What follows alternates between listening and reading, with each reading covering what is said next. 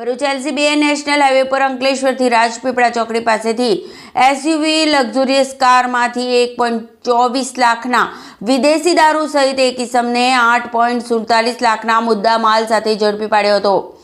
રાજ્યમાં VVIP movement તથા વર્તમાન દિવાળી વેકેશનને ધ્યાનમાં લઈ ભરૂચ જિલ્લામાં કાયદો અને વ્યવસ્થા જળવાઈ અને ગેરકાયદેસર પ્રવૃત્તિ અટકાવવા ભરૂચ LCBના પીઆઈ MP વાળાના માર્ગદર્શન હેઠળ PSIDA તુવર સહિત ટીમ અંકલેશ્વર શહેરમાં પેટ્રોલિંગમાં હતી।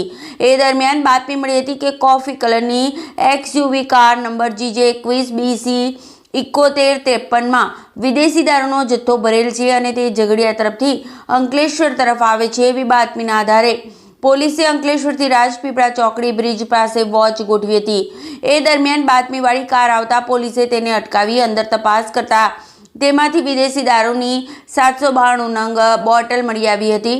પોલીસે 1.24 લાખનો દારૂ અને 7 લાખની કાર તેમજ મોબાઈલ ફોન મળી કુલ 8.47 લાખથી વધુનો મુદ્દામાલ કબજે કર્યો હતો અને કામરેજના કઠોદરા ગામના જૂના કોળીવાડમાં રહેતો નીતિન સતીશભાઈ પાટણવાડિયાને ઝડપી પાડ્યો હતો, જ્યારે ઓલપાડના દિવ્યેશ ઉર્ફે દેવો મારવાડીને વોન્ટેડ જાહેર કર્યો હતો।